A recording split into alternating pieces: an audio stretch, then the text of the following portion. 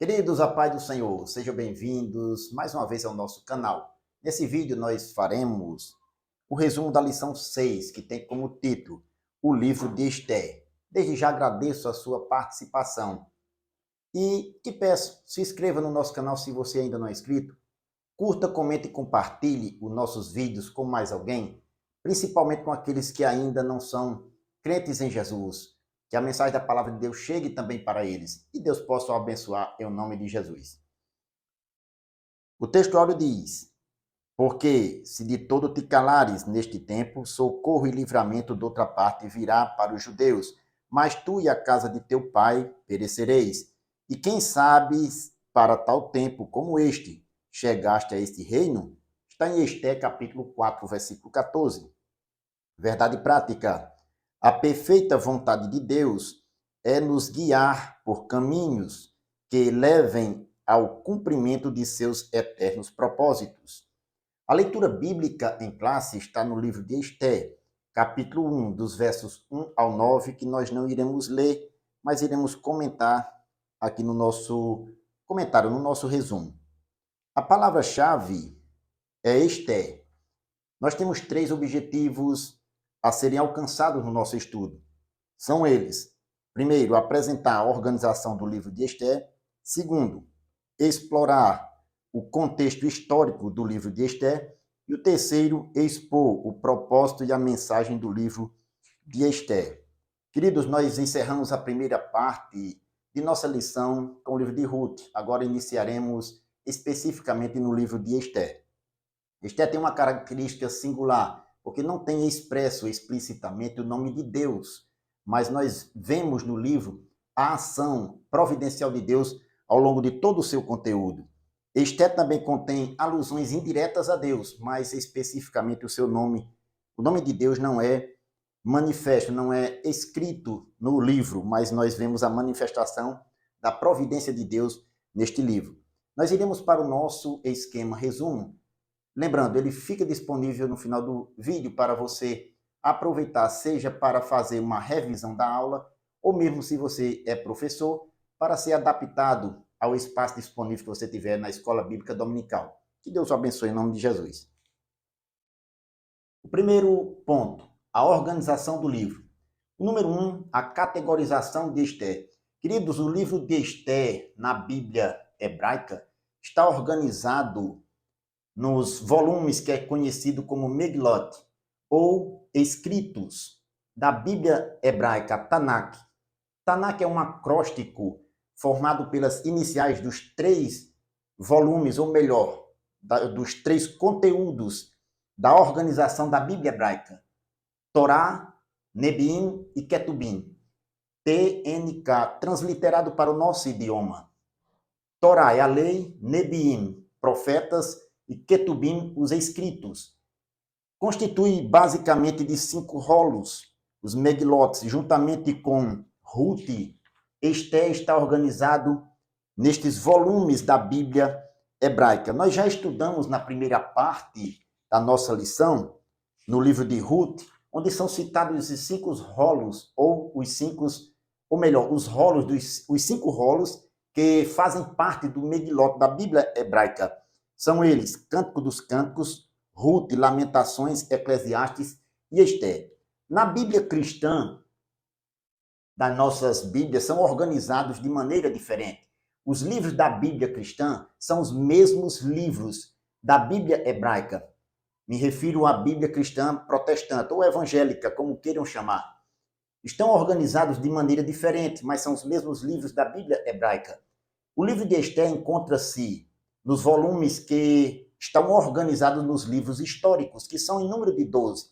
Josué, Juízes, Ruth, 1º e 2º Samuel, 1º e 2º Reis, 1º e 2º Crônicas, Esdras, Neemias, Esther. Note, Esther está organizado como o último nesta lista dos 12 volumes que se encontram nos livros históricos da Bíblia cristã.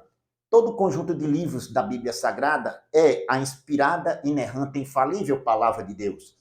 Em 2 Timóteo, capítulo 3, versículo 16, nos diz o apóstolo: toda escritura divinamente inspirada é proveitosa para ensinar, para redarguir, para corrigir, para instruir em justiça, para que o homem de Deus seja perfeito e perfeitamente instruído para toda boa obra. Versículo 17.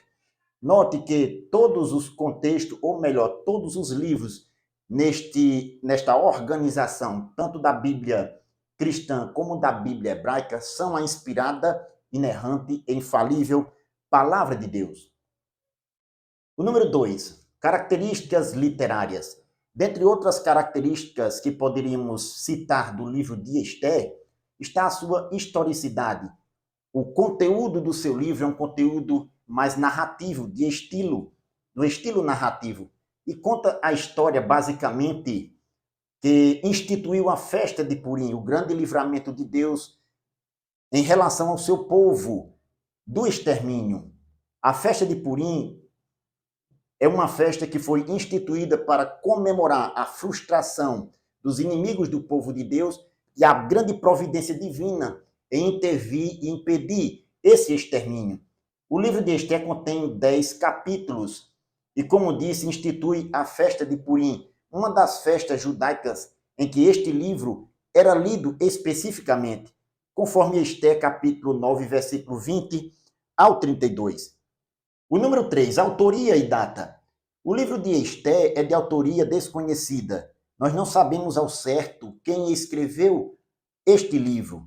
Porém, muitos estudiosos consideram que o livro foi escrito por um judeu que viveu na Pérsia, pelo fato de o autor demonstrar amplo conhecimento da cidade de Suzã e de sua estrutura e de importantes costumes do Império Persa.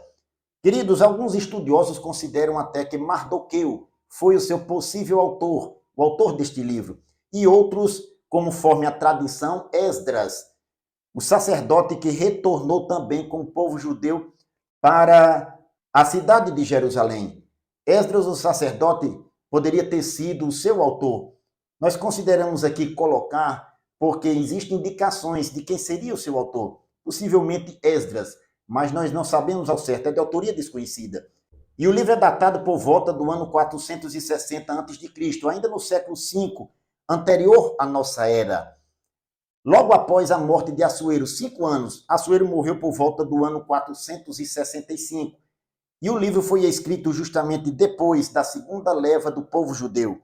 Existe outro fator interessante que é o estilo da ordem linguística deste livro. Algumas palavras persas em meio ao hebraico. E o autor não faz uso do grego, considerando que o Império Persa caiu diante do Império Grego por volta do ano 330 a.C., ou seja, no século IV, depois desses eventos. Por isso que muitos consideram uma data mais provável o ano de 460, possivelmente, antes de Cristo.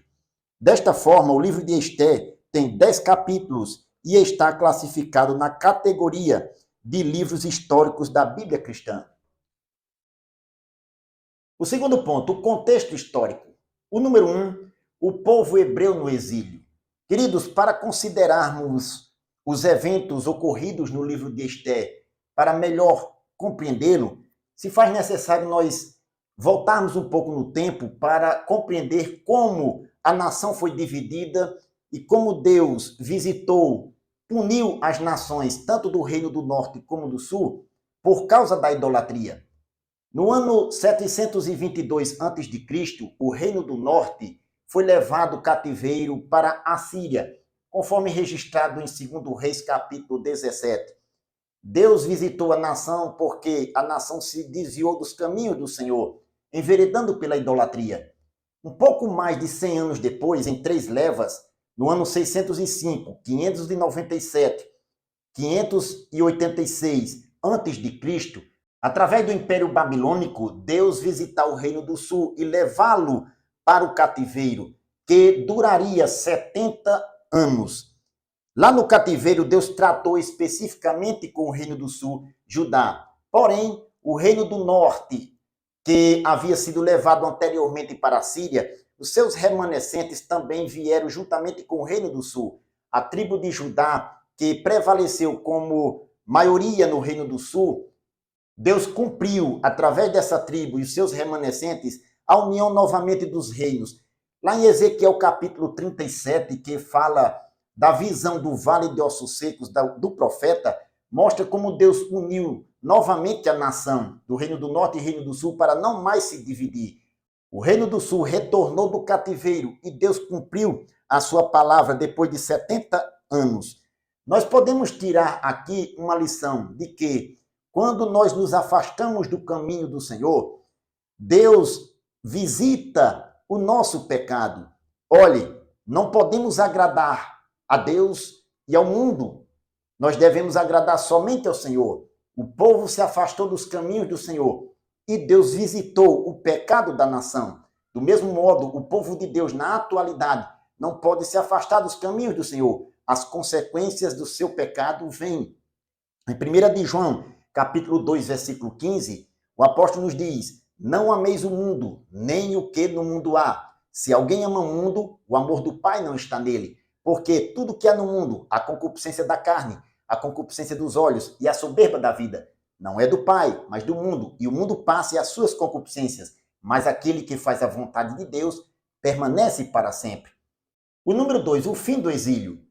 No mesmo tempo em que o Senhor visitou o seu povo para corrigir, punir o pecado da nação, também Deus visitou a Babilônia. O Império Babilônico caiu diante do Império Persa, por Círio, rei da Pérsia, por volta do ano 539 a.C. No primeiro ano do seu governo, Ciro decretou o retorno do povo judeu para a sua terra, conforme Esdras capítulo 1. Queridos, aqui nós já comentamos no vídeo anterior, ou em vídeos anteriores, que possivelmente Ciro tomou conhecimento da profecia de Isaías capítulo 44, a partir do versículo 28 e o capítulo 45. No capítulo 45, Deus chama Ciro, o seu ungido. E aqui, Ciro possivelmente tomou conhecimento da profecia que havia sido escrita por volta do ano 720 a.C. E ele acreditou naquela mensagem. No seu primeiro ano de governo, decretou o retorno do povo judeu para a sua terra, cumprindo assim a palavra de Deus. O número 3, o pós-exílio. O livro de Esther registra os fatos ocorridos em Suzã, a capital do Império Persa, entre o primeiro e segundo retorno dos judeus para Jerusalém. Mais de 1 milhão de judeus viviam na região da Babilônia e a maioria absoluta decidiu ficar, devido à estabilidade econômica e à paz que, de certa tranquilidade, existia naquela região. Os persas eram conhecidos como um povo que, ao dominar os povos, os seus inimigos, ele dava certa liberdade religiosa e permitia uma certa estabilidade, uma certa paz.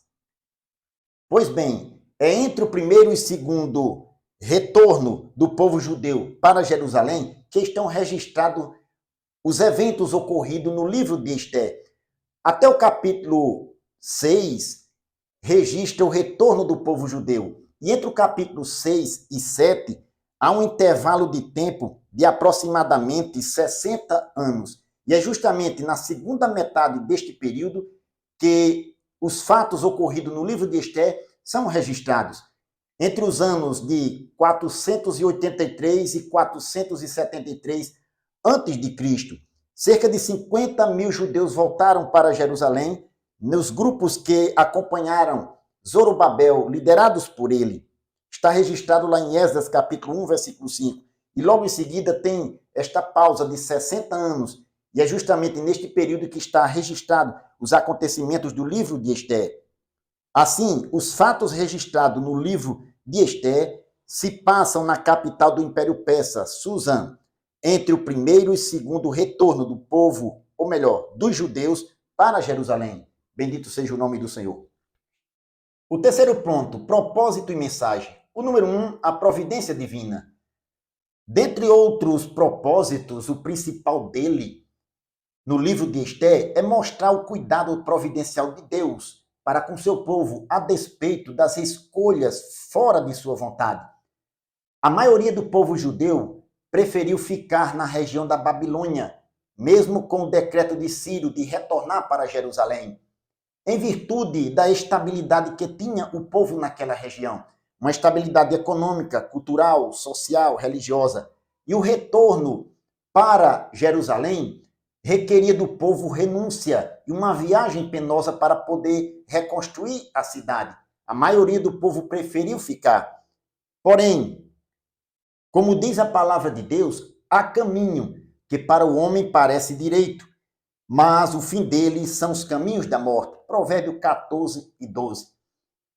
O número 2, uma falsa estabilidade.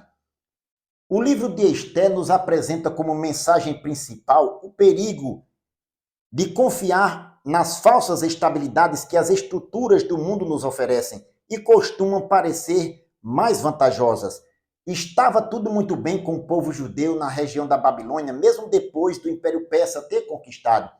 Existia uma certa estabilidade e Ciro tinha decretado o retorno do povo judeu para Jerusalém. E o povo, a maioria deles, permaneceu por lá, até surgir o decreto de extermínio total dos judeus, conforme Esté capítulo 3, versículos do 7 ao 13. Agora o povo dependia de uma providência, de uma intervenção divina, a providencial intervenção divina, para que este intento de extermínio não fosse realizado, não fosse cumprido. Esté nos mostra que Deus agiu mais uma vez, movendo as estruturas humanas, agora no grande e poderoso Império Persa. É melhor, queridos, confiar no Senhor do que confiar no homem. O Salmo 118, versículo 8 e 9, nos mostra a palavra de Deus. É melhor confiar no Senhor do que confiar no homem. É melhor confiar no Senhor do que confiar nos príncipes. O número 3, a festa de Purim. Outro propósito do livro de Esté é nos apresentar a festa de Purim, que foi instituída por Mardoqueu depois do grande livramento que o povo judeu teve por intervenção divina. O termo Purim, como nos traz aqui o comentarista, é o plural de Pur, que significa lançar sorte, conforme Esté, capítulo 3, versículo 7. Foi a data que foi lançada sorte por Amã para escolher o extermínio, o dia do extermínio do povo judeu. E Deus transformou aquela maldição em bênção por intervenção dele, por intervenção divina. A festa comemora a frustração desse extermínio ou desse nefasto plano diante da ação providencial de Deus, a providencial ação divina. A soberania de Deus não existe limites. Deus age em favor do seu povo e faz como ele quer. Assim, o propósito do livro é registrar a providência de Deus. Sua mensagem é registrar o perigo de confiar nas falsas estabilidades. Bendito seja o nome do Senhor.